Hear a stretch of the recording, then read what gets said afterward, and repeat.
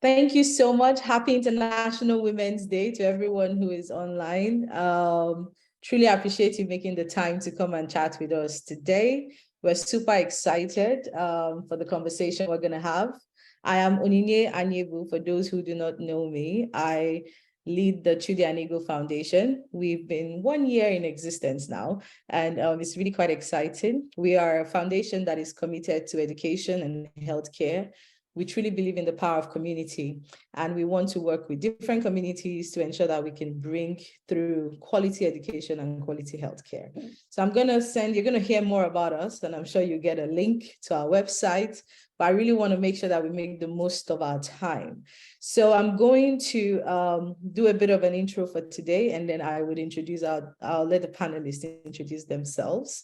Today, we've put this webinar really bringing a lot of diverse women with diverse background to come together and have an authentic conversation around bridging the gender equality gap, right? The theme for this year is Embrace Equity. And I'm sure you've all heard about some form of equity or equality when it comes to gender conversation. So I would like us to have an authentic conversation, really honest, sharing our experiences and also our ideas and thoughts of what we could do within this space. So the first 45 minutes is going to be a panel-like session. We would run through a few questions that we have prepared for our panelists, and then we would open it up to Q&A. So please feel free to either put out your questions now on the chat. Someone at the back end is going to be capturing those questions, or you can wait to the end of the panel session. And if you would want to ask your question, please use the raise hand icon. Your hands will be raised and someone would unmute you for you to then ask your question. I think we're good to go. So I am going to introduce the panelists, and then I will give them some time to do some more deep dive introduction around themselves. We have Dr. Joy Issa, who is going to be joining us. She's a seasoned educationalist. We have Linda Oneze, who is within the business space and runs her successful business across supporting other businesses to actually do well.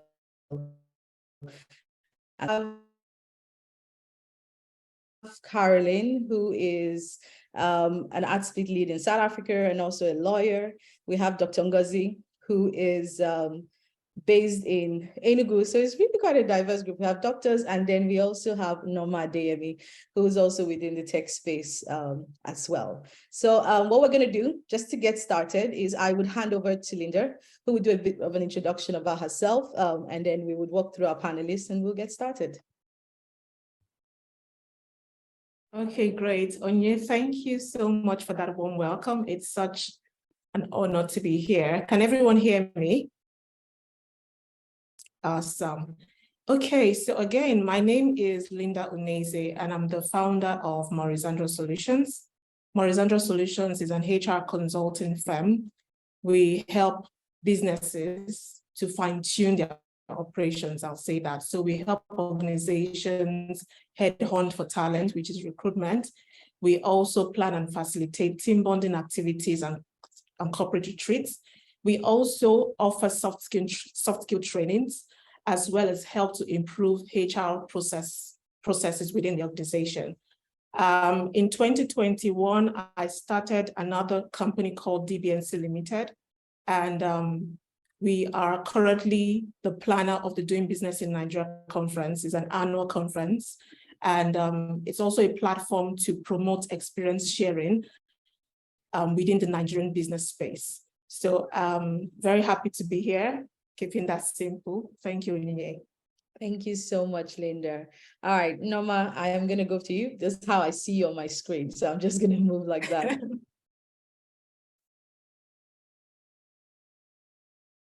Okay, that's okay, Onyinye, no problem, no pressure. Hi, everyone. My name is Norma Adeyemi, and I am the co-founder of Mentors, which is a global online community that nurtures women in technology all around the world through deliberate mentorship and upskilling programs. I'm also the Chief Commercial Officer of Press One Africa. And what we do at Press One is we ignite the sales engines of small to small business, SMBs, small medium businesses, as well as startups, with solutions that ignite their customer experience and move deals around through their sales cycle. That's what I do. With Wentors, because of the platform that we're in, and because this is International Women's Month, right? Wentors, what we do at Wentors is pretty much ensuring that every woman who inspires for a career in technology is successful. We pretty much link that person to a mentor or funding or learning, depending on where they are in their career trajectory. And that's what we do. So thank you. Nice to meet you all. Thank you so much. Dr. Ngozi, over to you. All right. Thank you so much. Good afternoon, everyone. Truly a pleasure to be here. I'm Ngozi Mofiobala. I'm a medical doctor, happen to be a public health consultant, and that's my subspecialty. So the bulk of what I do is focusing on population health. I currently work as the medical advisor for German Leprosy and Tuberculosis Relief Association, currently known as Reddit Nigeria because of our localization policy. So basically, the bulk of what we do comes down to programmatic disease control for infectious diseases, mainly tuberculosis, leprosy, neglected tropical diseases, and such related skin diseases. And it's peculiar, and because many of these diseases are diseases of poverty, they are diseases that have a lot to do with stigmatization. And so, in a sense, we call them diseases of exclusion. So I really do look forward to this conversation. Yeah, thank you. Thank you so much. Dr. Joy? Good afternoon, everyone. My tech is finally cooperating on a day when we're talking about tech. Anyway, so I'm Joy, Doctor of Education. Over the last few months, well, just over a year, we have set up a college of education, a private one, that really focuses on providing access to top quality learning, where school leaders, educators, teachers can access top quality learning. So we're kind of addressing this whole challenge with equity, where access has not been equitable because it's too expensive to go abroad anyway.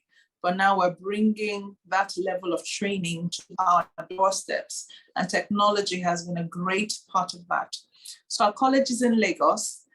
Before that, for many, many years, I've been in education in and out of the country, and it's really a pleasure to be able to join the panel and have this conversation today about how us as women can really leverage technology to grow ourselves and to grow our businesses. So thank you for having me. Thank you so much. To you. Good afternoon, everybody. My name is Caroline Mashifa, and I am a banking and finance lawyer by background. However, I'm currently working for what I think is probably the largest tension matters, because we don't call ourselves a telecoms business. We actually call ourselves a technology platform provider. And part of our mission is to life. So our mission is to reach into the deepest parts of the continent to facilitate and enable access to technology for people who traditionally have been denied that opportunity. So I'm very interested and happy to be part of this panel with all the other experts who I think can shed a lot of light as to takeaways that I can then sort of socialize internally as possible issues or strategies that we could take into account insofar as our rollout plans on the continent are concerned, so that women are sort of at the forefront of this journey of empowering them to have better access to technology. Oh, great. Thank you so much to everyone who's just joined us, because I know a few people have joined us. We're just kicking off right now, and we're going to start with the panelists for the first 45 minutes. We'll have a bit of curated questions for them, and then we'll open up to Q&A.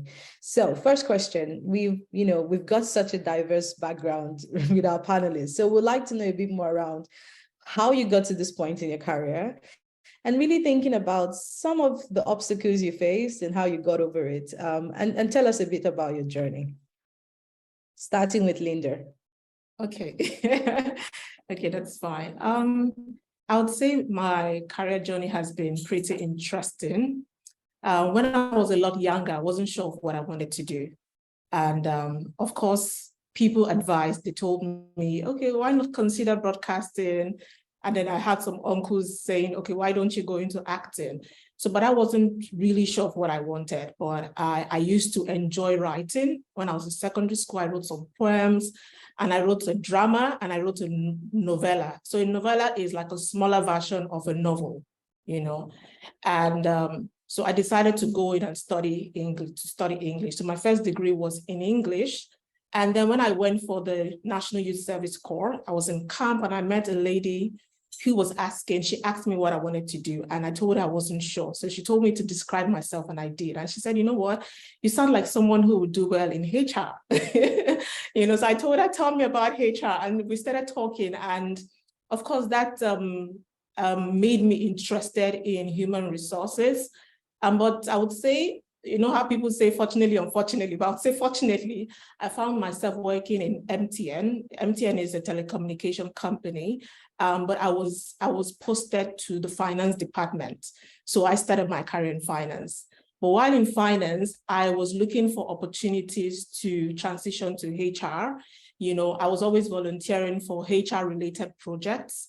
And I actually started writing the exam with CIPM. So CIPM is the certifying body in Nigeria. So that the full meaning is Chartered Institute of Personnel Management. So while in finance, I got certified.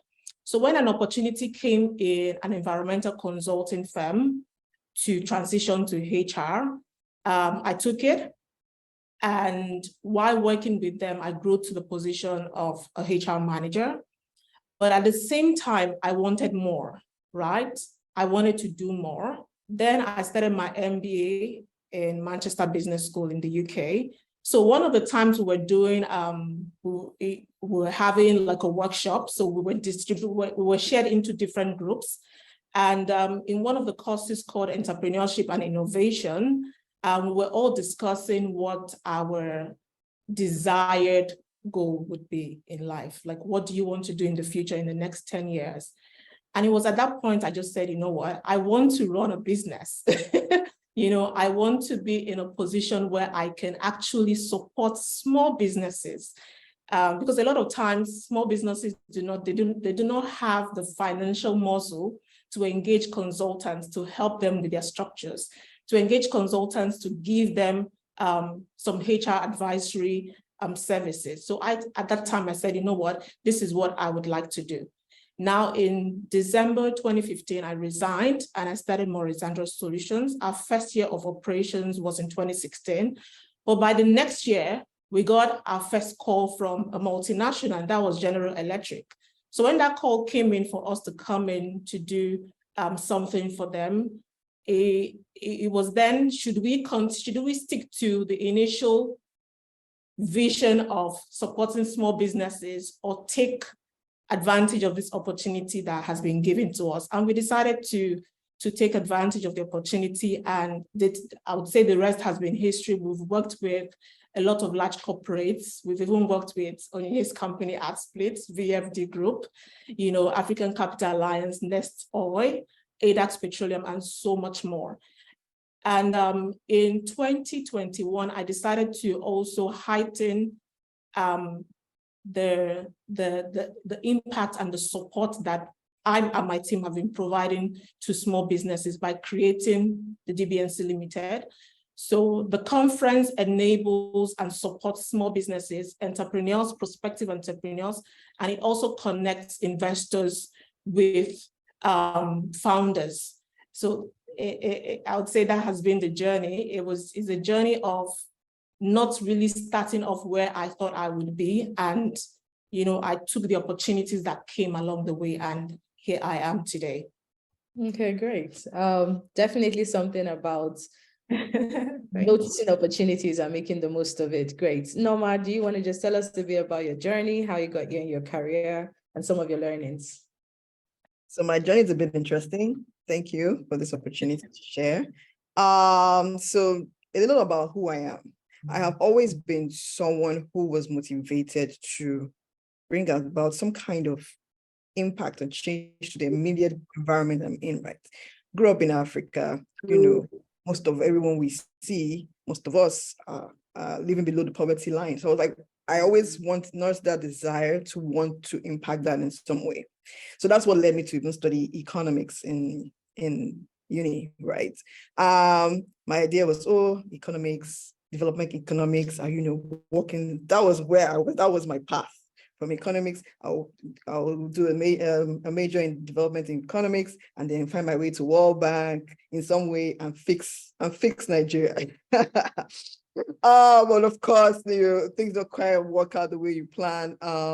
After college, of course, there was a job scarcity. I found myself in finance, investment banking, but 5 years in, I was like, yeah, this is not what I'm doing, right? This is not why it was just an industry that didn't align with who I wanted to be, right? So I made the decision right then and there to do an MBA, and I specifically chose an MBA because MBAs actually give you access to switch industries, right? So I got an MBA with IE Business School in Madrid, and I chose my next industry to be technology specifically because you all know technology literally changes the quality of lives of people, right? So I got into technology, landed my first job in Microsoft, fantastic experience. But, and I'll share later, I'm sure the panel session will allow to share more details on that. My journey in technology was interesting as a woman and also from someone who was transitioning industries, right? But I loved everything I did. I loved the introduction to technology. I was, instrumental to ensuring or building rather an ecosystem of IT companies locally and eventually internationally, just pretty much letting them be more efficient in what they do, be more profit. I'm sorry, be more profitable. I don't know what's going on with my thoughts these days. More profitable, right? And pretty much build their solutions within their companies to do more for themselves, to do more for the community at large, right? And then we fast forward into 2020 and the pandemic hit us. And I just did some introspection about my life. And I was like, okay, you've done this. Because I'm sure this thought crossed by everybody's mind, right? If we die today of COVID, what would you say you achieved?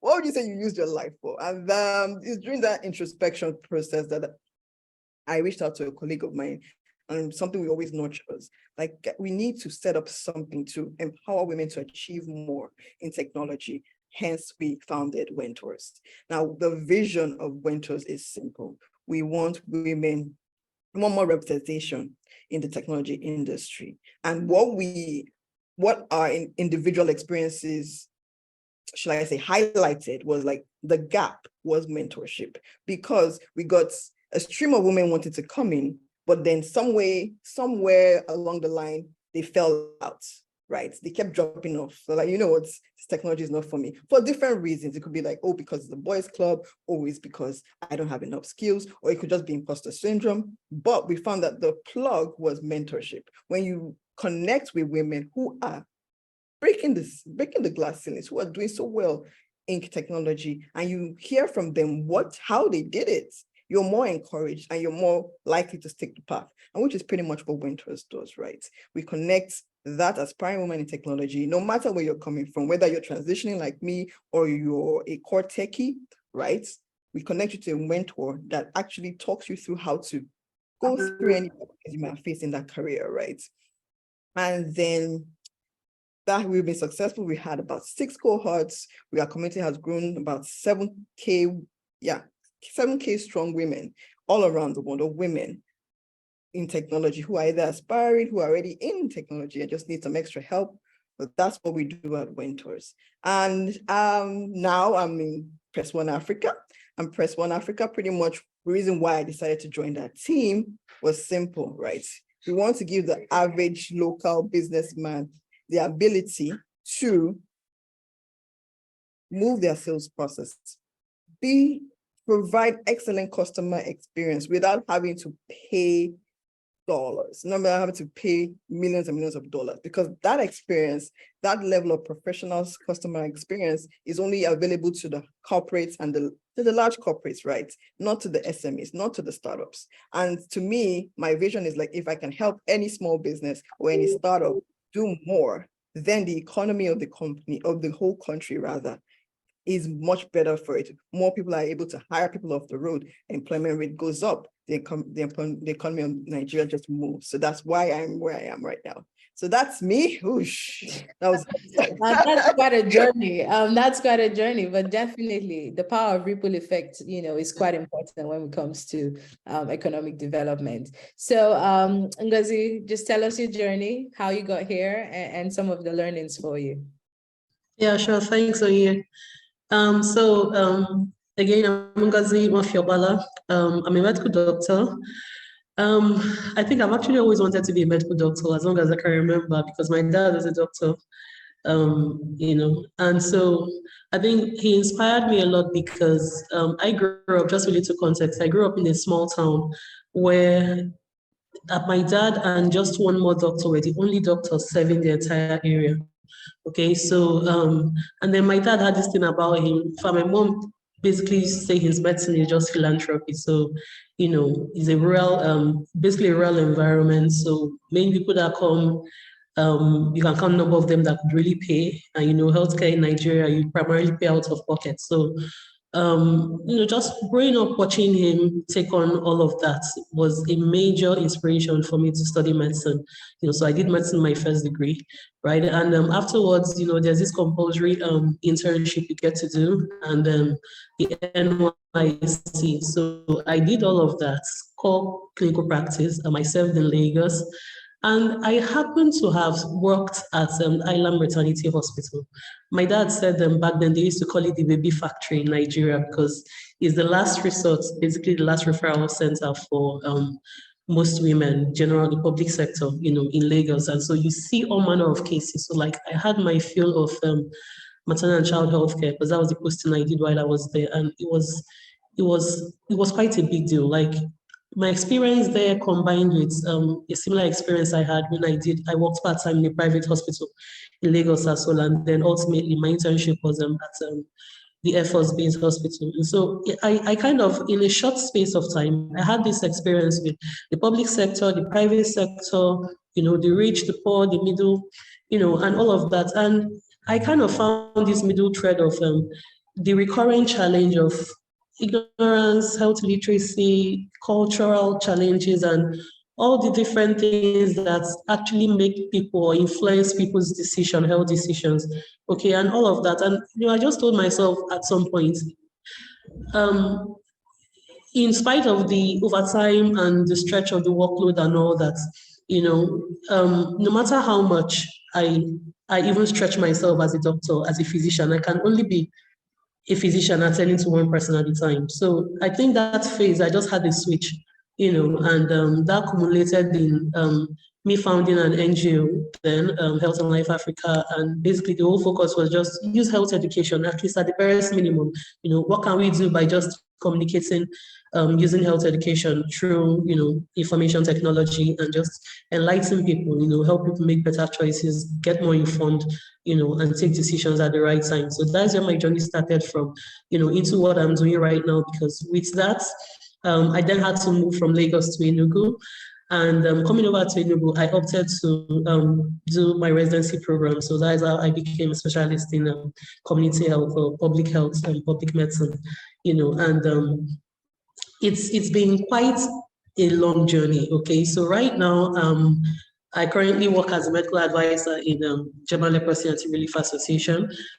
And the bulk of what we do, like I said earlier, the introduction, is We do both programming, of disease control efforts, meaning these are diseases where the treatments for them are free, but yet we still have a lot of persons who are affected by these diseases for one reason or the other, for one gap or the other. So probably an access issue, poverty, diseases, and so people who they make decisions at the wrong time, and so they keep coming up late, they keep coming up when there are serious complications, so these are kind of gaps or challenges that we try to address. And alongside with that, I also happen to be a scientific researcher. We do a lot of research here at JLRA, and basically what that means is the bulk of research that we get to do is within the scope of implementation science, operational research. So more or less, rather than do basic biological sciences kind of research, we try to more or less address topical issues. So for instance, the scenario I just described, medicines are free, but why are people not even getting these medicines? Treatment for a particular disease, tuberculosis, for instance, is free, but why is it that if you consider the patient journey or the patient care pathway, it takes like almost 6 months before a diagnosis is finally made? So those are kind of questions, that I conduct research for to answer. What are the equity gaps? Why are there more males accessing healthcare, or why are there less females, receiving healthcare in this particular area or in this hard to reach communities? So yeah, so that's basically the scope of what I get to do on my day today. Thank you. Okay, great. Thank you so much. I feel like I had like loads of questions, but I'm going to come back to you with that follow-up. Dr. Joy, over to you. Okay, thank you so much. It's interesting to hear the different journeys that people have been on and the factors that have influenced our choices as women. The factors are really similar. For me, I've always wanted to be a teacher, much to my father's chagrin, as we say in French, to his horror. Like, oh, you want to be a poor teacher? Imagine that. So in Nigeria, we know we have to do the GCSEs and the WAEC exams and things like that, and your JAM to enter into university. And when you succeed or you successfully pass your maths and English and JAM, everyone thinks, oh, go do law, accounting. Father was horrified that, I wanted to be a French teacher. And the reason for me wanting to teach was always to support people, to provide support, to provide access, just to support learning, to help young people be happy, relax, and enjoy schooling and learning. Anyway, long story short, I did go to school. My first degree is in French and linguistics. And then when I had the opportunity to do a master's with an American university, I chose the specific, someone said she chose to do an MBA so she could open up her options. I chose to do a master's in multidisciplinary studies because it had some courses in psychology. And I realized, even from general research, that a lot of the problems the children were experiencing were problems that related to the teachers.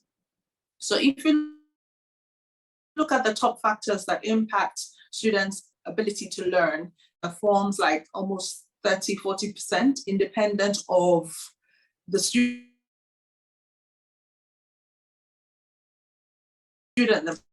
And that curiosity led me to explore brain research, lots of courses in psychology, finished the master's, moved to Lagos. And again, this recurrent theme of our teachers are not equipped enough. We don't know enough. That now led me to the journey of EdTech. And I fell in love with educational technology really just because of the access it provided. I could learn anything, I could do anything, and so could the students, so could, my colleagues at work. So imagine in I think it was 2013 or 2014 when Ebola hit Nigeria. The school I was working at the time, we transitioned to online learning the next day just because EdTech has always been a big deal for us as far back as that time.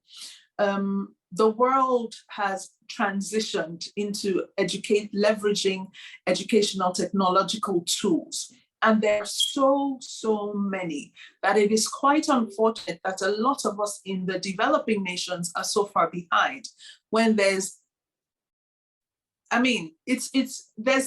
free access to a lot of things.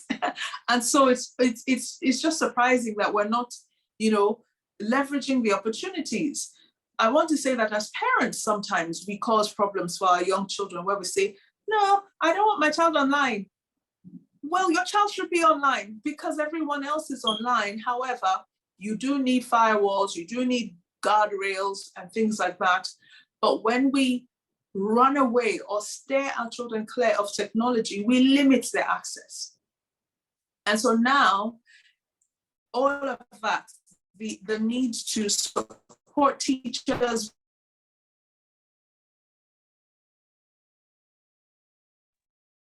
I think Joy's network is Most of the learning. Okay.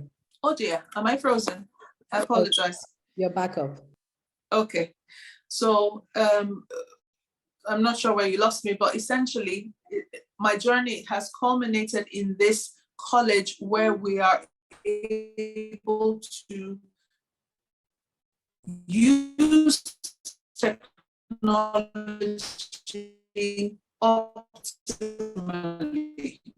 We're able to provide Hi, Joy. I think you're breaking up. Lots and lots of learning platforms. In our college, we influence innovation. I might have to relocate myself then to make sure my network is better. So our mission is really to influence innovation and catalyze change in the education space. The technology is there, but technology is only a tool that we need to use as educators to drive innovation and change among ourselves as educators in Africa, so that Africans are finding solutions for the problems that are in Africa. Great. Thank you so much, Joy. Caroline, over to you.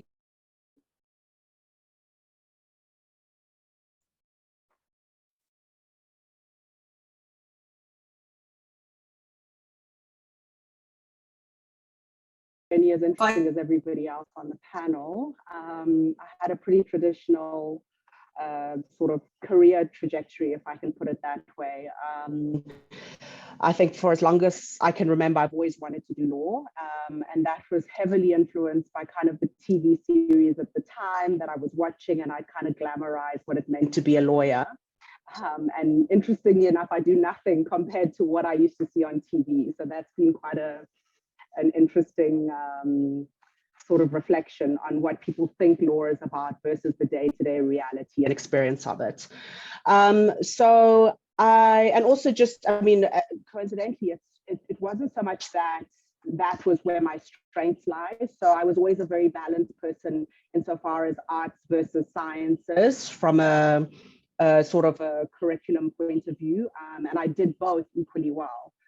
And I think what's interesting is that my parents didn't, law made sense. And I wonder how much of that actually was influenced by some sort of gender bias, right? Because there wasn't any drive for my parents to say, no, you must pursue something in the STEM discipline. It didn't really come up. And, it was like, yes, you should be a lawyer.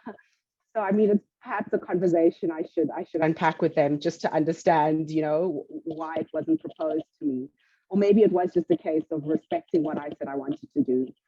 Having said that, South Africa is a very, very unique place in that obviously we've only had so-called democracy for the greater part of 20 odd years, which means that when a lot of us sort of got into the corporate or firstly in university, there were not a lot of people who looked like you, not only from a racial point of view, but also a gender point of view. I think law was mentioned, there was a gender bias toward women being lawyers. However, when you got into the corporate world and started working, there were very few people that looked like you racially or gender-wise. And when I reflect back on my journey, particularly in practice, what I find interesting is that, you know, there were so many sort of implicit gender sort of norms that were imposed on you without really being sort of articulated as such.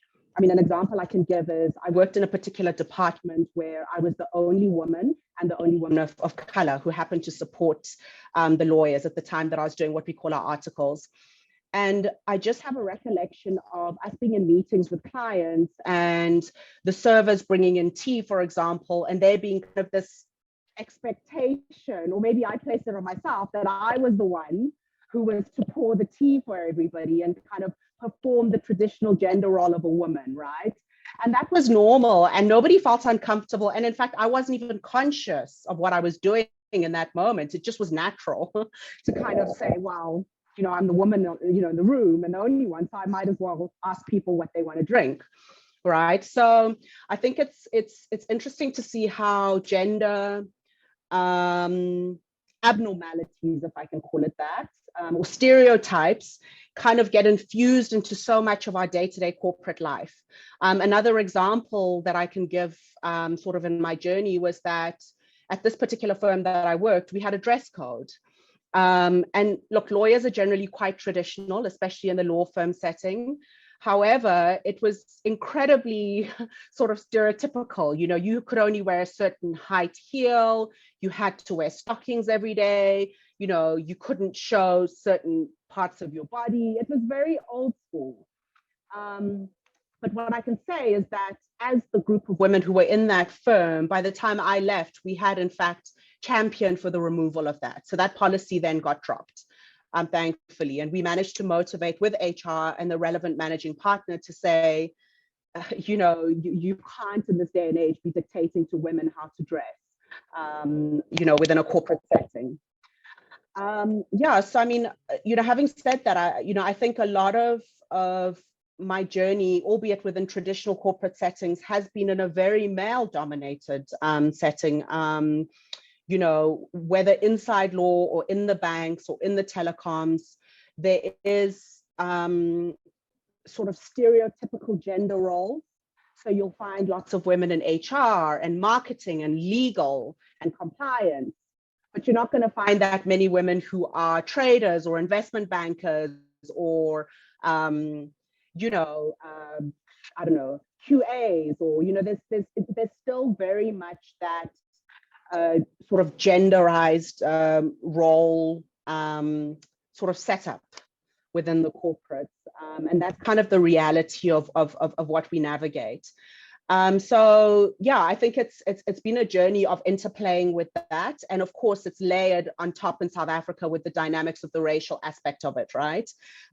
Which kind of compounds your interaction from a gender point of view, because not only are you a woman, but you're like a Black woman, which for a lot of sort of Afrikaans people in particular, as a culture group, has very defined connotations and meaning as to what Black women do. And Black women do not participate within certain corporate environments. You know, they think of Mavis or, you know, whomever it is that happens to help them at home. You know, it gets that crude insofar as the stereotypes. So it's always been a challenge of doing that dance and always having to assert your capabilities and not shy away from your identity as a woman and as a Black woman, but still always have to be quite assertive in presenting yourself in a way that gets you the credibility you need. So yeah, and it's a continuous fight. Look, I mean, it's a lot more transformed and things have changed, but the gender dynamic sort of persists within the South African space. Yeah, thank you so much. That's really good to just see it from your own perspective as well. And that's going to lead me to my next question. So I'm going to throw some questions to some panelists and others to sub. So just talking about gender stereotypes and how that actually plays out within the workspace, right? The theme this year is around equity. And I read somewhere I think last week, we were saying the difference between equity and equality, that equality is really giving everybody the same thing, but equity is recognizing that we all start from different places. And so there's a lot of work that needs to happen to create that fairness that's needed. So I'm going to come to you, Norma, just because I know tech is one space that, you know, we're trying to push in a lot more women in, and just STEM in generally. So how would you say that equity could be embraced within that space? And what are some of the practical things that you think we could actually start doing within that space to drive, you know, more women into tech, but also see them succeed in tech? Okay, your question is layered. So I'm trying to remember everything you said. Okay. So first, how do we drive more women into tech? What are some of the things we could do practically? But also you being in tech, what are some of the things that, because one thing I've learned over time in my career, especially with the background in HR, is you can bring people to a workplace, but not all of them succeed there. So how do we bring them in, but also how do we make them succeed? Okay, let's start with how do we bring them in? Simple. It's informations, sensitize them. And thankfully, we have so many organizations out there who are encouraging girls from high school to get some interest in STEM disciplines. And kudos to every organization out there that has put time out to ensure that girls now see that it's possible, that career trajectory is possible. So we need more of that. But what we also need is to recognize that the societal demands for a woman is different from that of a man. And the gap actually affects the woman's ability to show up, ability to perform like her male counterparts. So when we say equity, practical examples of how you could help a woman in tech succeed is number one, which thankfully we have some of the things already implemented in most companies, is a realistic, and I'll say this again, realistic maternity leave. Realistic being, I personally believe anything less than 3 months is too short. Ideally, I would say the best time is 6 months. Also, in the workplace, some kind of accommodation towards a creche or daycare allowance or something, right? Because the truth be told, the woman is still the primary caregiver and the nurturer of a child, right? So expectations are she's going to need to have someone take care of her child while she's at work. So how about your help? Daycare allowance or provide a creche. That's another way you can, be equitable as opposed to just giving them, giving them the same things that you give the male counterparts, right? Another thing is transparency in pay, equal pay. I can't stress this enough, equal pay. Now, it's the practical way to do this is simple. If a level, let's say an analyst, your base pay is this, let it be that, right? And let it be transparent across both genders, right? Pretty much like that, this is the pay for this role. Let everyone see it. I know as a business person myself, there are some, what shall I say, advantages of being vague about this. However, if you are a company that identifies as being supportive to gender issues, women equality, this is something you seriously need to consider. Now, how that translates to your business, of course, will be unique to your business. You know what you need as a business to thrive. You know what, so by need, I mean like finances, teams, whatever, right? You know what you need, right? So you're in the best position to say, okay, to get this female member of staff to perform at par, I'm willing to do X, Y, Z at the cost of X, Y, Z to ensure gender equal pay transparency, for example, right? These are decisions we need to start making. Then another thing is inclusion. Now, when it comes to the ratio between men and women in leadership, let's start with leadership. Let's even start with in the entire company. Let's start with leadership. What are you doing to ensure that more ladies are given an opportunity for a seat at the board, right? You could actually, and I know there's a lot of debate about this, that, oh, are you really being fair if you set aside some seats for females? I would say you're being very fair right now, because we are not in a society where the females career enjoys equity. Until we get to the point where everybody has equity, then we can start relaxing the seats. Okay, no, we're not going to keep aside seats for female board members. No, this is the only way first thing you promote equity, and also get to experience, because women bring in a certain quality in boardroom discussions that are invaluable, right? Should I go deep in that? No, there's no good to deep on that. But basically, a simple example is in a boardroom, and all my allies are here. I know there are a lot of allies here, men who are in this call, right? You can't deny that in the boardroom, egos clash. And the egos when they clash, they get in the way of getting things done. A woman in that scenario, more women in that scenario become more objective, right? Because we are not naturally built to be egotistical, right? So we bring that balance you need to make quicker decisions, to give you different perspectives to solving the same problem. I'll give another simple example. The Apple Watch, when it was launched, the marketing tagline was the one-stop app for everything to do with health, something around that line. I can't remember the exact line, but basically the message was anything to track your health, you can get on your Apple Watch, right? But when it was launched, do you realize there was no period tracker on the Apple Watch? There was no period tracker on the Apple Watch, and periods affect 50% of the population, and you left that out. The reason was simple. There were no women in that decision-making process. None. This is why it's important to bring women into those kind of conversations, into the rooms where decisions are made, because we bring a unique perspective to most solutions.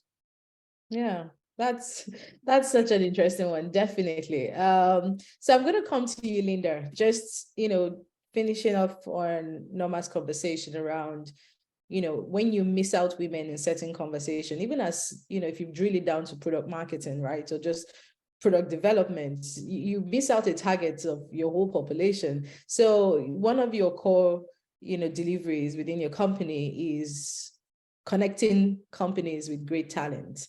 In the light of just equity, what are some of the practical things that you could share with women, right? So equity is recognizing we're all starting from different places. So when you think about recruitment, I think one of the data we used to throw around a lot when I was back in HR was that the men who come into interviews negotiate way better than the women who actually come in. So what will you say are some of the practical tips you could share when you're thinking about creating that gender equality, when it comes to recruitment and putting your best foot forward? Okay, awesome. Thank you for that question, Yonye. Just to add to the definition you've given, I would use a quote I saw somewhere that says equality is giving everyone a shoe, and equity is giving people the shoe that fits, right? We already know that the structural and systemic barriers that has led to where we are today has made us as women disadvantaged. There are situations and circumstances beyond our control that has brought us here. For example, take the situation with the maternity leave. Women are the ones who take career breaks to take care of their kids. Women are the ones who go on maternity leave. We know, the men go on paternity leave, but it's just 3 days, 1 week, or probably 2 weeks, right? So what are organizations doing to empower women during this time? Do they still have access within the organization? Do they still have access to trainings? Can they still apply for promotions during the time of being away from the organization? Now, coming to recruitment, right? There are ways that we can actually ensure that women are being, or there are ways we can ensure equity within the organization, one of which is to in creating the job specification or the JD, which is the job description for those not in HR, there are certain languages that we can avoid, right? You will see some adverts that will say we need someone, the use of the word strong, right? Women are perceived to be the weaker sex. We're perceived to be soft. We're perceived to be motherly. So a lot of women, because of these biases, when they see such, right, they are not encouraged to apply for those roles. So we can utilize technology to ensure that such words that are very masculine are not used when creating the JDs.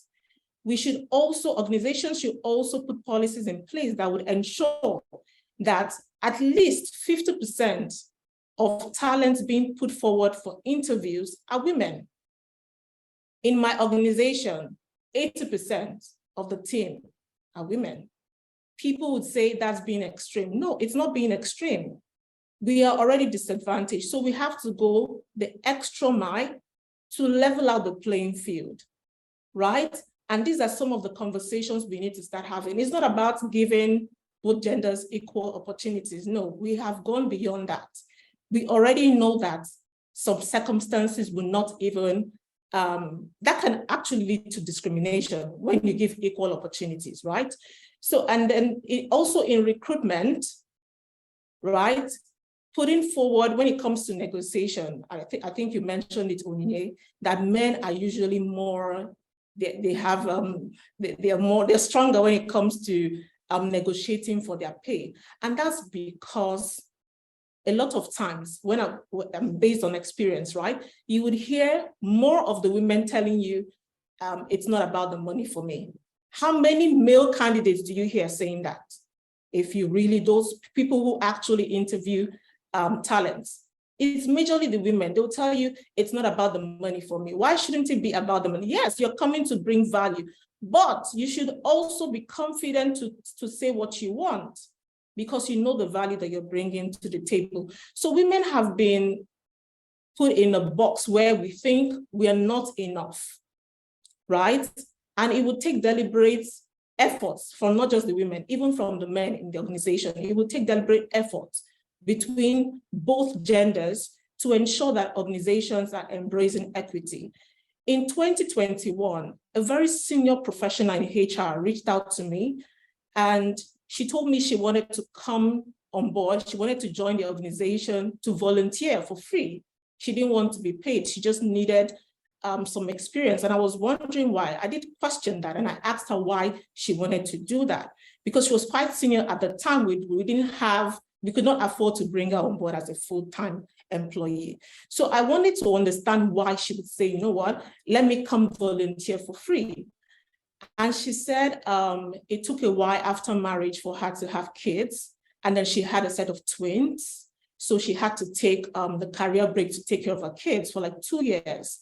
Now, trying to get back into the work environment, she keeps applying for opportunities and she gets rejected all the time.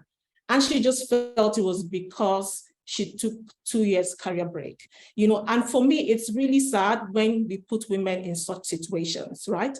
It's so sad that a woman is taking a career break from her organization. She's not resigning. She should have the same access as everyone else. So that's that conversation. I think Unoma also mentioned that there's critical decisions that are being taken in the organization without the women being present. And that needs to stop. We need to encourage, we need to include more women in decision-making processes, very critical. If indeed we're saying we want to be more inclusive, we want to be fair, and we want to embrace equity in the organization. So these are some of the things that I feel organizations can begin to put into consideration. They can begin to also throw more light on. And I know I was discussing with a couple of friends some days ago, and I said, you know what, one time I was talking to, because of what I do, I'm privileged to engage a lot of professionals, and I'm privileged to engage a lot of MDs as well. So I was engaging someone, and he said, you know what, let's on the board, let's just throw in 1 or 2 women, so that we can appear, you know, to be more we can appear to be more inclusive. You know, such conversations are just, how do you respond when you hear something like that? Let's just throw in, we're not objects, right? In that kind of situation, you already know, he recognizes that there's inequality, he recognizes it, and he's trying to do something about it, right? But intentions are not skewed towards embracing equity. So it's a problem. And I think that the more we talk about this, more we create awareness around it, and things would improve over time. Well, we need the men in these conversations. And I think I can see some men join in, which is a good thing. We should not be having these conversations without the men, because at the end of the day, a lot of organizations, we have more male founders than female founders. That's the reality. So the men should be a part of this conversation towards ensuring that organizations embrace equity and inclusivity. Thank you so much. There's a whole lot in there to unpack, but just, moving from creating an environment where we creating for policies and frameworks that to the door and actually remaining there. I would just like to a bit and how technology can really help in bridging this gap. Ngozi, I'm going to come to you first. I think the medical space is such a massive, there's been such great revolution that's happened in that space, especially with technology, but just giving your experience, in the community where you're serving, and also your, the peculiar role you're doing, where you kind of have this conversation with different kinds of communities that have different level of access. Where do you see technology playing a role? And I know technology is quite broad, so feel free to either pick a specific section of it and just say what you feel will be helpful in technology playing that role in helping to bridge the gap. Yeah, sure. Thanks a lot, Oye. Thanks for the question. And yeah, it's been a great conversation, all the other panelists on this call as well. I think one to start out with, as far as healthcare, is concerned, I think one point that I feel is worth reiterating is the fact that when we discuss these conversations around the gender gap, gender digital gap, it's really more or less a reflection of society. Okay, so, and I don't think there's anywhere where it's more prominent than in the healthcare sector, right? Because as primary as decision making, to decide to go to the hospital, when to go to the hospital, comes down to who we pay for it, comes down to maybe a husband giving you permits to step out, and things like that. So it's really, really, it's a very interesting conversation as far as the healthcare sector is concerned. Now, to your question on what are opportunities, and solutions that are available using digital technology to bridge this gap, I think from my experience, what we've tried to do is, make digital technology useful in terms of contextualize the application of digital technology. Okay, so for instance, I don't even need to give any lengthy speech about the divide as far as developing countries like Nigeria and what it looks like abroad. Okay, so the bulk of our work, what we try to do is what kind of technologies available in the community. So for instance, in a hard to reach location where there is barely network, what can you do? Okay, so you probably can have teleconferences for, telemedicine, but you could probably use text messages, you could use WhatsApp. So many of the projects that we do actually employ this lower level type of digital technology. So for instance, WhatsApp is amazing the things we do with WhatsApp. People just send in pictures, and with that you can ask questions, follow-up questions, and make diagnosis. You can direct people to, okay, these are the nearest places you can receive healthcare from. You can actually link up people, to referral, basically link up people for referral, for healthcare access and things like that. And quite frankly, beyond just, text messages, WhatsApp, there are instances where, because beyond just the rural areas, there are also urban slums okay? And healthcare also goes through the spectrum of other people. So there are those who even have some level of access, but for whatever one reason or the other, okay, let me use a good example. For instance, tuberculosis, right? One of the recent invention for tuberculosis care is using video DOT. Okay, so traditionally what we do is what we call directly observed treatment. So what that means is it will require a patient to physically walk into a health facility, okay, every single day to take medicines for 6 months, which is ridiculous because, as you know, besides the feasibility of you doing that as a patient, there's now the issue of what are the likelihoods of missing a healthcare worker when you go to that healthcare center every single day or by a particular time. Then how do you even factor that into your own day-to-day life and your schedule, and things like that. So there are applications where you can actually now use maybe a video call. So you do a selfie and you take your medicines, and then there's some digital technology behind the scene that actually does the tracking, does the monitoring. And so day to day, if for any reason somebody misses the medication, a text message or a reminder can then be sent. Okay, so things like that, reminder systems using text messages, creating basic awareness. Okay, because as far as addressing this digital gap goes, I think the first starting point will be awareness. Okay, and awareness by way of conversations like this, no doubt, but really blowing them up and making them mainstay.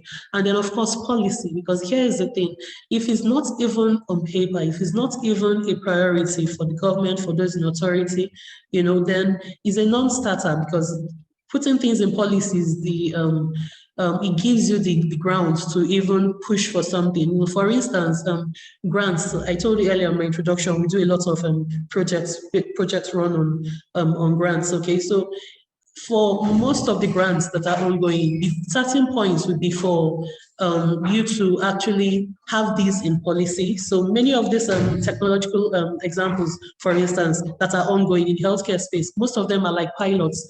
Okay, so they're like things that are just happening in different pockets. You have different examples here and there, and then over time it's going to require a lot of funds, either being scaled up, right, either still as a research project, or preferably being adopted into the program. Okay, so things like that. So for instance, raising awareness for health or conducting health literacy campaigns, those are the easy and accessible means that we use to actually bridge some of these challenges, as far as digital technology is concerned. Now, so for instance, beyond just specific health education or targeted interventions or campaigns that you do in different locations, it's also possible that you can, and I think there are actually a couple of examples. For instance, one I bumped into some time ago was using digital technology for mental health, providing mental health services, because it turns out that the fact that the way digital technology works, for instance, you could create an app, and with that, you could actually do some remote consulting, and he has a way of providing privacy, he has a way of providing a safe space for people to have certain conversations. So for instance, the example Norma gave earlier was just classic, Apple and no app to track your period and stuff like that. So there are personal conversations that people need to have, or people probably have their care provider, that technology has the advantage of making you to leverage and things like that. So yeah, I mean, we could really go on and on, for instance, using tracking data, programmatic disease control. You can't do anything without data. Okay, so if and I don't know, many of you may be aware or not. I think documentation is generally poor in the healthcare system. It is, I think, in most public spaces actually, see the recent experience we've had in our election. So it's, so being able to make policy decisions, requires concrete documentation, concrete data, concrete analysis. Okay, so and oftentimes you realize that you don't even need I mean, the advantages of big data, but at the level where we are, I think more of what the conversation, at least from where I work, has been on is what can we do to leverage that which is available, apply it to the context, okay? So if you can improve access to devices, okay, basic mobile phones, what can you do with it? Improve access to network, improve access to data, you know, and things like that. I think those are good starting points, you know, as far as addressing some of these things. Thank you. All right, thank you so much. So definitely around, I think one of the things I'm hearing more and more often is we definitely need a framework. There has to be a framework and a structure that supports all of these initiatives, starting from government to organization and then to individuals. Joe, I just want to come to you. I was reading on the UNICEF website that even though digital technology is available to all, yet there is still a divide when it comes to how boys access technology. I just want to touch on the space of education. And we know that a lot of the retraining needs to happen from schools and really get, you know, the future women leaders already for what they need to step into. So how would you say we could start thinking about some of the policies or some of the structures we even put in schools to ensure that we're seeing more girls being interested in STEM, we're leveraging technology to kind of help drive quality education with boys and girls, you know, equally? Thank you for that question.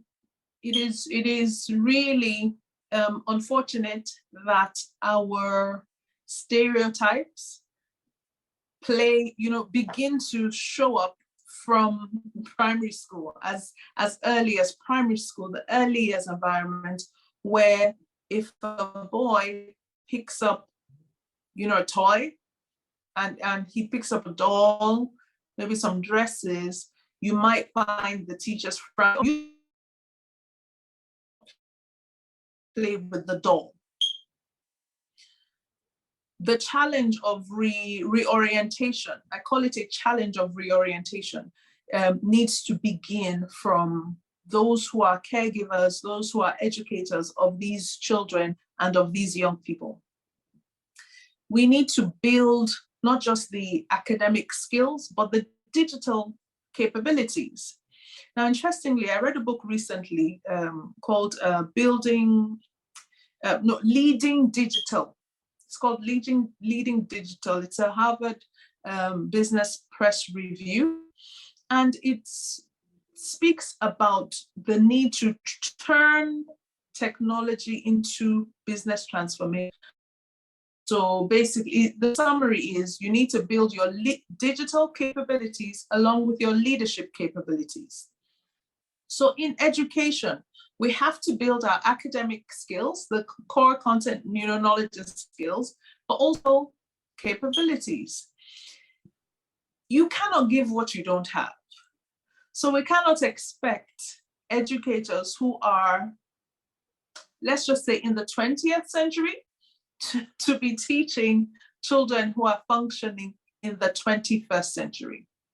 So we as the need to change our disposition towards male and female stereotypes and expose everyone to all the tools, all the learning, so that girls have more of a chance at accessing the STEM subjects. Too many times, we, the adults, have truncated that chance because we haven't even given them the opportunity to play, even with, in the primary school curriculum, you have topics called tools and systems and machines. And the boys get very excited about that topic. And you see the girls kind of like, yeah, okay, let's wait for this one to, be done. And then we'll go to making pancakes in the home economics section of the science, subjects. Those stereotypes we need to, get rid of those. We need to get rid of those stereotypes. Back to when the doctor was talking about, I want to, kind of leverage on what she was saying, where we use technology to deliver medication. We use technology to diagnose things. We use technology in schools as well. So if I'm dyslexic I'm autistic, I have dyscalculia or dyspraxia. How is my teacher supposed to know? It is not something that can be seen, on the forehead. However, there are tools, there are assessments that can be accessed even remotely.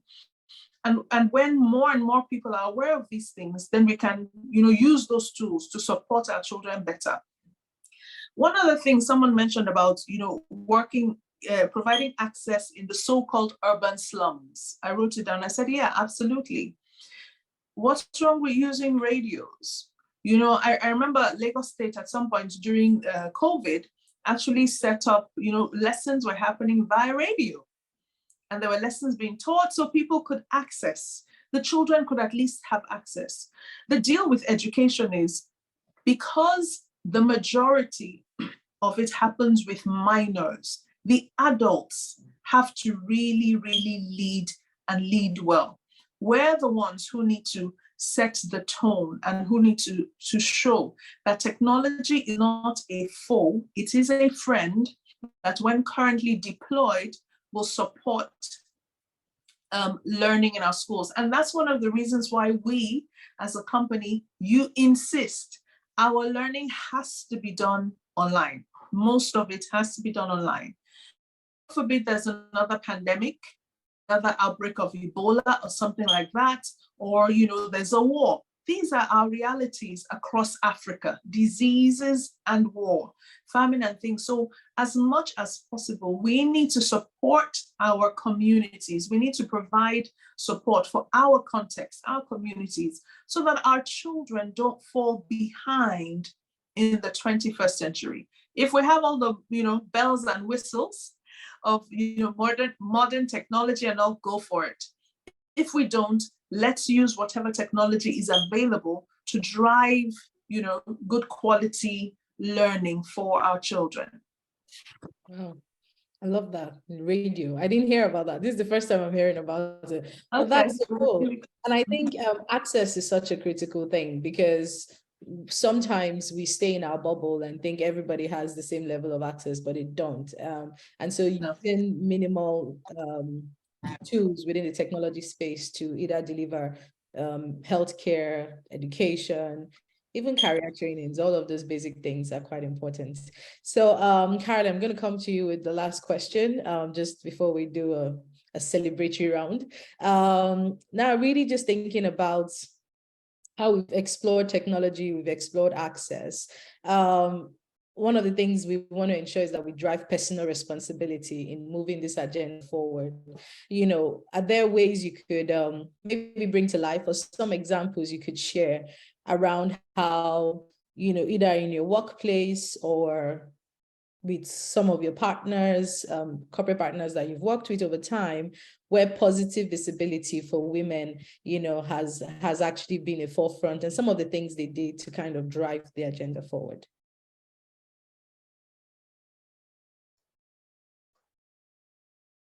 Sure. So, they do say that there's a saying that says that you eat an elephant one bite at a time. And I think that's so true insofar as what is really the struggle for women empowerment is concerned. There's so many aspects to it. It's an incredibly complex issue with so many different dynamics. And so when I look at my role in this, it's really trying to be conscious and intentional to make the small changes that I can in different areas. I can give you a few examples. So South Africa has a problem with sort of access to sanitary materials or sanitary pads for women. In fact, I think the stats are something like 7 million girls miss school every month and miss about 25% of the curriculum because of the fact that they're on their periods and simply do not have access. So what we have been doing is, and I'm talking as a society and a community, is there's a huge drive and initiative through a lot of the pharmacies and the shops to encourage consumers to actually purchase and to partake in so-called sanitary pad drives, where you're able to either contribute to the purchase of those goods for later deployment or participate in initiatives that go out into these communities and deliver these sanitary pads, things that most people kind of take for granted, which I think goes back to the point around the difference between equality and sort of equity, right? And that particularly in the South African context, there's always this mindfulness that, yes, we are equal on paper and our constitution has kind of tried to address all those structural issues, historic issues. However, we're still very inequitable as a society because not everybody starts from the same point. Privilege, access, means, right? So it's a multi-layered problem with many different areas. Another example, for example, is mobile penetration, right?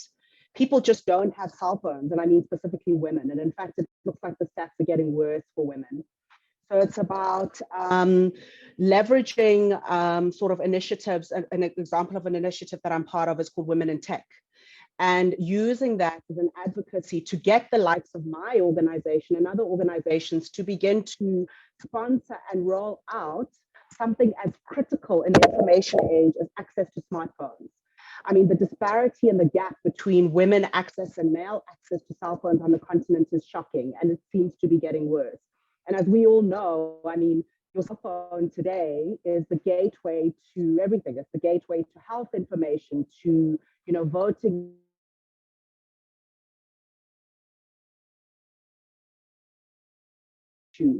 That sits within that little device. So I think the journey is, as I say, a complicated one, a big one, a massive ask, and one that I think if we are all aware of it in our day-to-day lives, we might not necessarily be the champions of sort of women empowerment and have the opportunity to set up organizations solely dedicated to that.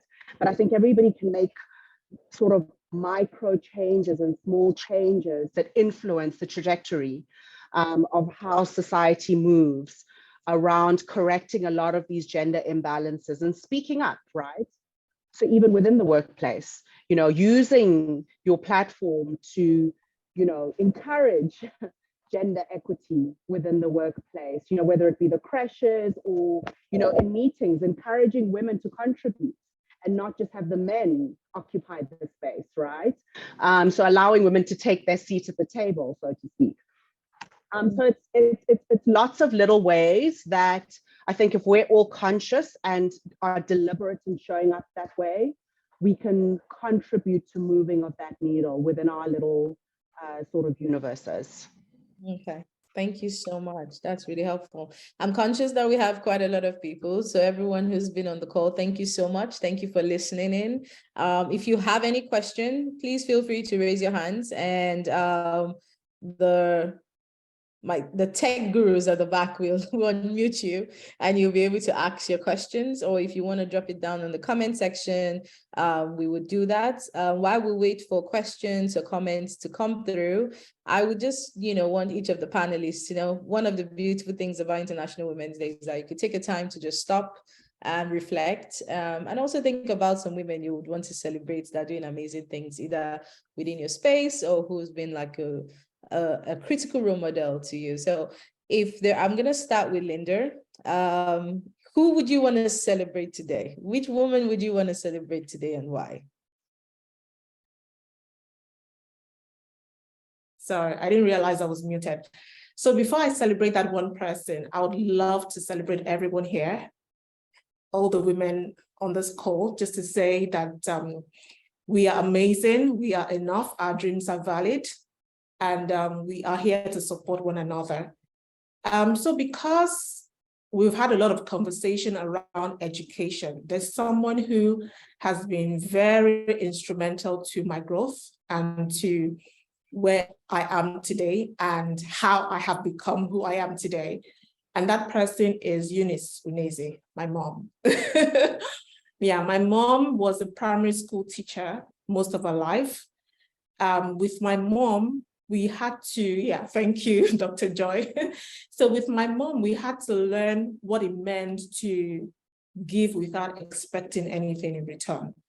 So my mom dedicated not just her knowledge, her time, and her finances. I could remember my mom paying school fees for a lot of pupils.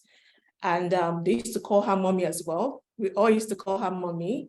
And it gives me so much joy seeing some of her then pupils what they have transformed to today and how well they're doing. Some of them are really captains of industries, and it really gives me so much joy. And that's the kind of legacy that I want to leave, a life of impact. Again, this may sound like a cliche because I said it earlier on, because I said women, we often say we're not just about the money, right? But so I wouldn't want to say that. But I would really love to encourage as many women as I can. Currently, this is just March. I have 3 women that I'm mentoring. I think we have 2 of them on this call. Vanessa is here. So however, in our little ways, like I think Caroline mentioned, no matter how small, even if it means you have to speak up, do it. You might not be running an organization that can make a big change, but the small changes that we can make, let's start doing that. And it's also very important for women to start supporting each other. So thank you. All right, thank you so much. We have someone who has their hands up, so you can also use your virtual applauds in your reactions, and nice. Okay, so Tochi, you had your hands up. So can we unmute Tochi so she can ask her question or give her comment?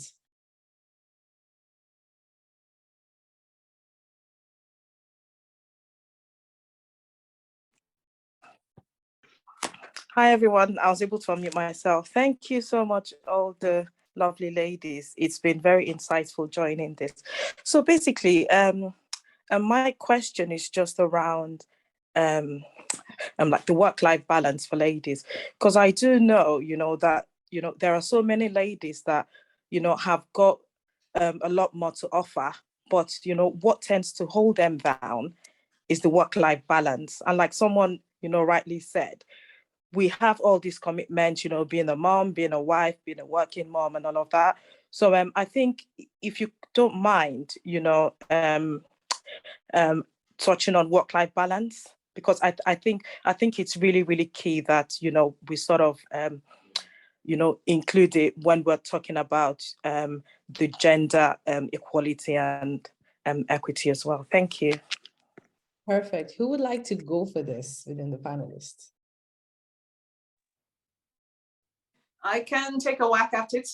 All right, go for it. So I watched so those of us who like research, tend to find contradictory or conflicting ideas and views to help us expand our minds. So I watched this interesting video, psychologist, I forget his name now, but I'll try and remember. And he proposed that there is no such thing as work-life balance for us, but there is just the opportunity to manage the many different things that we have on our plates. So the illusion of balance sort of lends itself to the fact that you're holding things on equal platforms and keeping all of them running kind of on equal platforms to attain a certain level of balance. But then he proposes that, well, at some point in your life, you might be paying more attention to younger children, for example, and less attention to maybe a career development. If I use myself as an example, my children are both adults. And so I wanted to start my doctorate in about 2008. My children were younger. I tried to register and all, but then I reflected on the fact that it was going to cost me a lot of time away from my family because of all the studying and all the research and everything, and my children were younger. So I put it on hold and didn't start till about 2015. Now, some people will be like, you truncated your career, etc., but that's not the point. The point is I paid attention to my children for the short time that they're under 18. And now they're both adults, doing their own thing. And I could finish my doctorate. I finished last year. I can start my own business. So the idea of work-life balance, I find, is very, I think I like I like that approach, that it's not this big thing we're trying to achieve.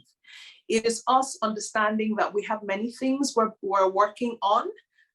We, in different seasons of our lives as women, we pay more attention to some things than others. So we shouldn't be guilt tripped about the fact that I can't do a doctorate now because I have a 2-year-old, I have a 3-year-old. Well, that's fine. Pay attention to your 3-year-old. And then when the 3-year-old is now, I don't know how old, you do something else.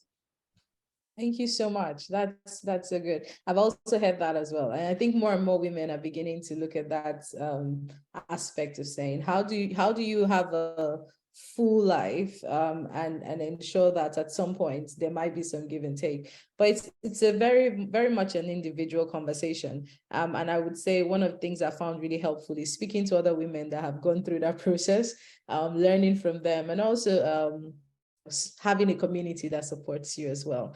There is a question here on the chat group, and I'm going to ask it out. It says, I would like to ask you, how do you know the battles to pick when it comes to speaking out about inequality in the workplace? Most times when women speak up, it backfires. Opening it up to the panelists who would like to go for this. I'll take that. Good. So, women were we are perceived to be very emotional. I wouldn't want to say we're very emotional. So we're perceived to be very emotional, and we're perceived to not be objective sometimes. And a lot of us have believed this perception of us, which is very untrue. And as a result, when we speak up, sometimes you can see the aggression or you can see the pain in how we speak.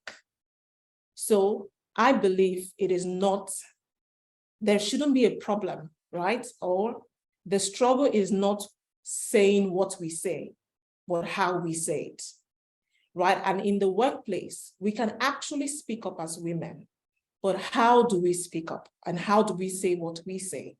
That's something that we all need to take into consideration, right? Speaking up against inequality, against discrimination is encouraged, whether the organization allows it or not. But you also need to understand your environment, understand the environment, understand the culture, and respond in a way that would not jeopardize your current job, that would not jeopardize your role in the organization. And I also believe that organizations can support such process, I would say, or for people to speak up by putting in place probably like they can put in place a procedure where people can actually give feedback, anonymously without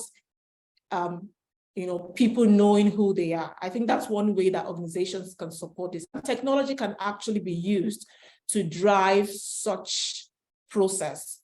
So I think people should not be discouraged, or people should not think that speaking up may cost them their jobs.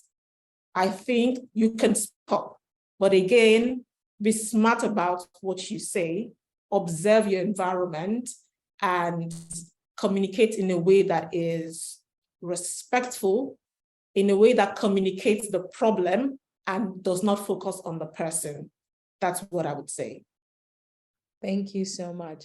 Just before I go to the next question, anyone want to add any comment to that before I move on? Okay. All right. I will move on to the next. Oh, actually. It's fine. Thanks. So just thank you so much, Linda. I really, really agree with what you said. Completely agree, because the key word here is objectivity. I think is really important. Okay, so that it's about the issue, not the person. Okay, and then just to speak to this question, said direction of how to pick your battles, I think is also one very important point, because essentially, sometimes you could actually let one or two things slip, so you have a case to build when you really want to hit on something, and you hit it on the spot. Okay, and I'm just saying that because I remember one incident I had experienced, in the workplace, and there were a few things that were, maybe neither here or there. Some I could let go, so it wasn't a big deal, just let it slide.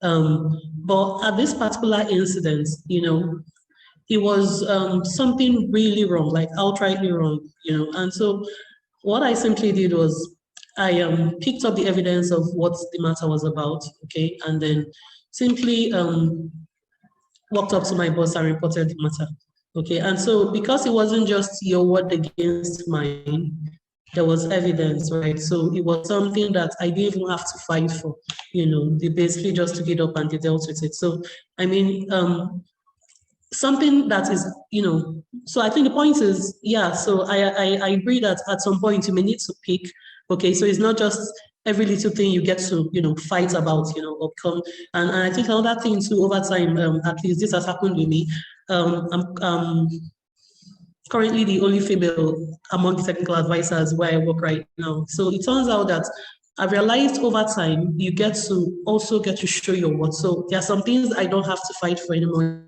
There are things that, and I think maybe I've been fortunate because I'm in an environment where my bosses are quite supportive and they are particular about inclusion and gender and all of that, So, but that notwithstanding, I think the point, just to add to what Linda already said about objectivity, is as much as possible, let it be about the issue, okay? So keep your personal inclinations and bias apart, and then when it's subjective, it's easy to make your case and have the matter dealt with. Yeah, thank you. All right, thank you so much.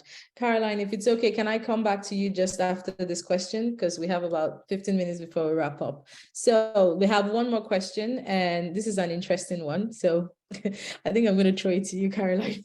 Well, it says, it was spoken earlier about women not being as good as men as negotiating their salaries. What tips would you have for women who are struggling with assertiveness when it comes to salaries? I guess thinking of practical ways to have that conversation as a woman. Caroline, do you want to go for it first? Sure. Before I attempt to answer that question, I just really want to acknowledge the previous question that was asked, because I think it's so important for us to pause and recognize that, gender discrimination, sexual harassment continues to be a real issue within the workplace. So I just want to acknowledge the person who asked the question and just say to them that, I think all the ladies on the panel extend our sympathy and empathy to you around a question that I think every woman in a corporate setting has had to grapple with at some point in time in their career. And I just also want to add that I think there's power in numbers, right? So it's so important that as women, we adopt the mindset of the collective, of creating bodies, initiatives, associations within organizations that can champion these issues for us, so that it's not always this lone soul who's got a horrific boss who harasses her, who's constantly having to speak up on her behalf. The question I ask is, where are the other women in the organization, right? And why isn't there a collective effort to socialize a culture or to foster a culture of gender equality within the organization? And I think that there's a lot more work that needs to be done around that. And even stuff as simple as unconscious bias training, right? A lot of men are not even aware of some of the stereotypes and the biases they carry towards women. So there's room for that, for them to also undergo training, or the whole organization to undergo training. So just wanted to kind of just acknowledge that person and sort of put that out there. When it comes to gender pay gap issues and discrimination, I roll my eyes because it's another elephant and another never-ending issue, right? Particularly within the corporate setting. And I think what it boils down to, okay, so I think the core of it is really around the stereotypes and the value that society ascribes to contributions based on your gender. So for whatever reason, when a man is a lawyer in my role, in the normal course of events, society ascribes more value to his performance of exactly the same functions as they do to mine. So I think that's kind of at the core of it. And then what kind of allows the problem to fester and sort of be amplified in the corporate setting is a lack of transparency. So there just is, I have never come across an organization that is willing to be transparent about their gender pay disparities and sort of genuinely work towards addressing the issue, right? They skirt around it, and there's all sorts of reasons, you know, from confidentiality and sensitivities as to why we actually don't know what the lay of the land is. And the problem is that if you can't see the problem, how do you fix it? Right? So then what ends up happening is that women who complain become sort of it dilutes your power, because you're just a story, or oh, you're that nagging person who's always complaining about their pay, or you know, you're the one who always says there's an issue. Prove it, prove that there's an issue. But how do you prove it when you don't have access to the information? So, I mean, I wish I had the answer to that, because it's a real issue, right? And I understand the arguments for why corporates don't provide a level of transparency around pay, and they've got the arguments down pat, which is what silences so many women. But I think that there is, you know, for example, in the South African context, the Department of Labor requires corporates to disclose to it issues around racial, gender, from a job role, a grading, as well as a pay point of view. So there's statistics.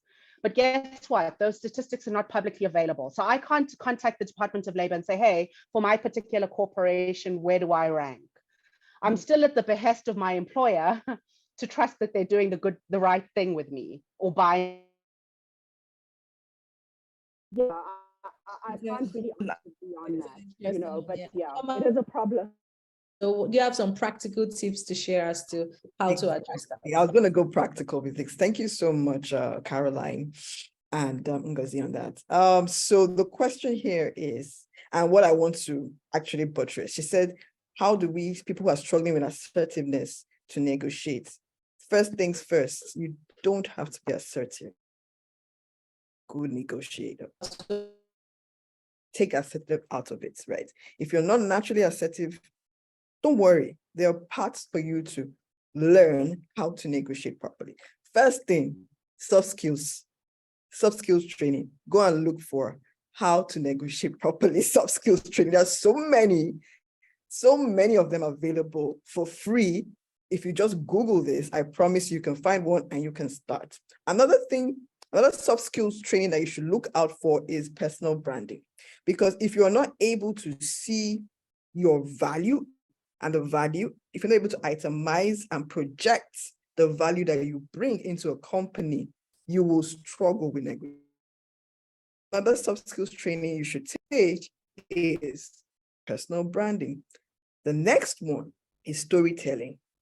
You have to be able to tell your story such that when you come to the negotiating table, right, you will leave whoever you face with no choice but to give you what you want. Because by the time you have properly told your story of your journey in your career, the value you bring, what extra value you'll be bringing to the next role or whatever is the promotional conversation, right, they will have no choice but to give you what you want. Another thing, when you come to the table for negotiating, please do your research. Do your research on that role, do your research on the pay, whatever is available, right?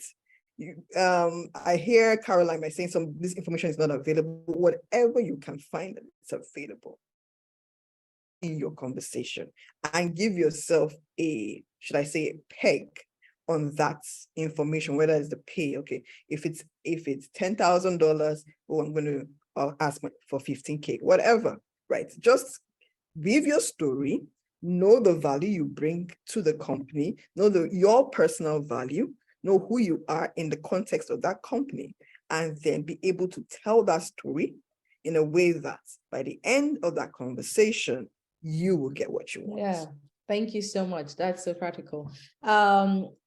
We are running out of time, and I know there's still some questions and comments coming through, so we're going to capture all of those. We'll try and come back to you, whoever is the person that's put out the comment. But I just want to say that's such a key question, and you'll be amazed the amount of women that disadvantage in that conversation.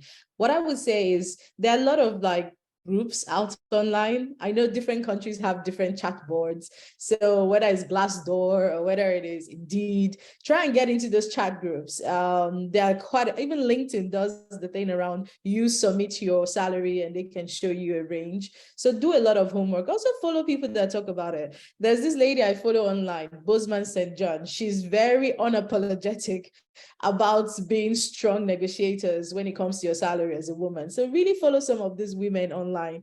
She gives all of the big companies from Netflix to Uber to, so there's, I would say, Joy said it, everything. There's so much information out there. So I think as women, be prepared before you go into that conversation, be confident. And sometimes be prepared to walk away as well, because sometimes it might not go the way you want. So you might, you need to be prepared to walk away and not actually lower your expectation. So we are now, I think, 15 minutes over the time, but I just want to say thank you to everyone who stayed on, every comment.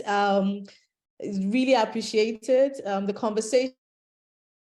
Just a few tips for you as we leave and as we round up. We would like to stay connected. We just don't want this to be another conversation. So if you would like to be part of our mentorship circle, we're going to send out a link as part of a thank you email. Please fill the link, complete the details, put it in there, and we'll connect with you. If you would like to follow any of our panelists online, we would also share their details with you. Go on, follow them on LinkedIn and social media, let the connections continue. And, I keep saying one of the things, last weekend was a friend's birthday. And one of my reflections was about the power of sisterhood. There were loads of women who came and people gave advice. Face of the earth. Everyone has walked through some form of road before. So really leverage a community and ensure that you can create one for yourself. So we would like to make that easy for you. So please respond back when we send you the email, and we would like to keep you connected with so many wonderful Caroline, Norma, Linda, Dr. Joy, Dr. Ngozi, truly appreciate you, and every other person who's been in. Thank you so much. We are Chude Anigo Foundation. Follow us online, please. Let's stay connected, and thank you very much. We will send out links to the recordings as well. Enjoy your day and happy International Women's Day. Thank you.